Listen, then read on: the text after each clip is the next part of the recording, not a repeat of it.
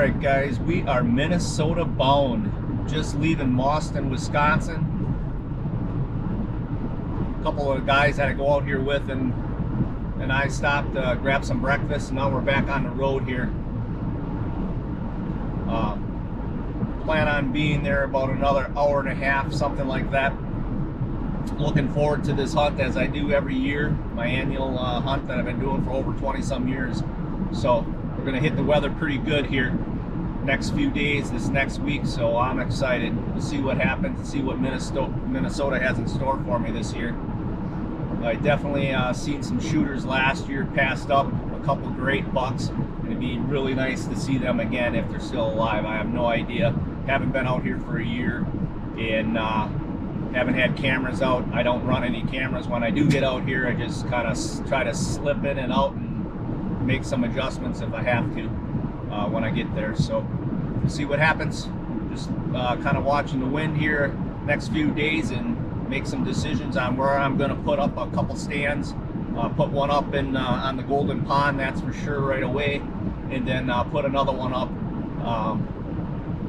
you know, according to which way the winds looks like they're going to be. So stick with me, and we're going to have hopefully have a good trip, good safe trip.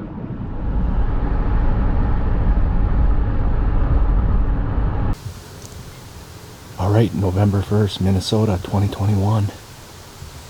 We'll see what happens here. Been waiting all year for this. It's a cold 30 degrees this morning. A little bit of breeze, 5 to 6 miles an hour, so it's perfect west wind right in my face. Those big bucks should start cruising, so we'll see what happens here. Stick with me, and with any luck, we're going to see a shooter this morning.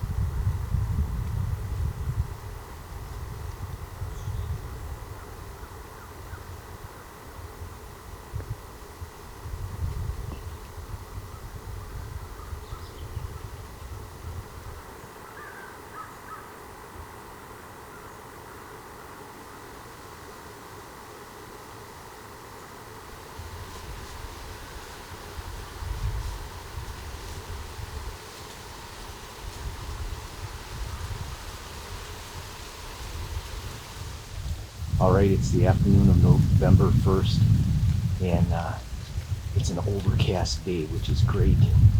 It got down to high 20s last night. It was 30 degrees this morning at light, and right now we're about 43, so it's cool, comfortable weather, overcast skies. These bucks should start cruising, so hopefully things pick up a little bit, and we can get some action and maybe have a shooter come by. So stick with me, and with any luck, maybe we'll see something.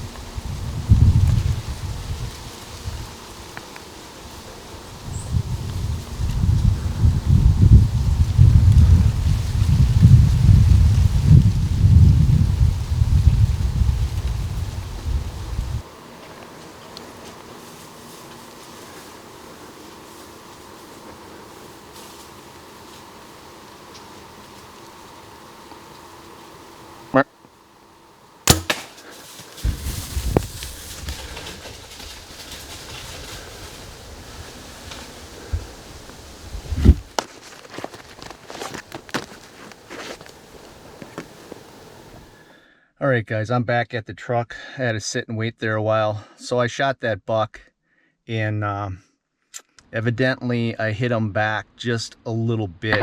The wind was blowing right in my eyes, and not to make up excuses, but my eyes were watering so much that I was in the peep, out of the peep, in the peep, out of the peep, you know, as he's walking there, and I stopped him, and I just had a hard time, you know, getting that pin where I wanted it, and I shot, went right through him, clearly ran up the hill. I watched him, and he stood there, oh, I don't even know, you know, for a few minutes, and I watched him, and all of a sudden his rack was going to the left, and he tipped over. I don't have any of that on video because, of course, he's about 60 yards away, 50, 60 yards away, and I was looking through all the leaves of the oak tree that was up on the hillside. So he tipped right over, which is a great sign. But then as I was sitting there waiting, you know, that another buck came in, and that was a shooter too. That was a nice one. But anyway, while I was watching and filming that last buck that came in, that nice 9-point, then I heard something up there, and I looked with binoculars, and I could see him, and he actually was, how should I say it, it was almost like a crawl. He was moving, he was kind of pushing himself a little bit, and he probably made a good 40, 50 feet, and he acted like he couldn't get up. He was like laying right on the ground, but he was moving.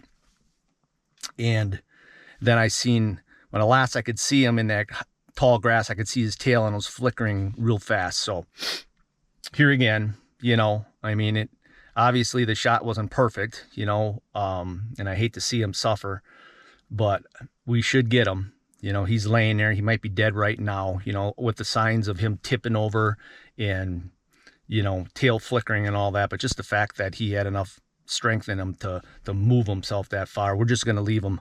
A buddy of mine just stopped.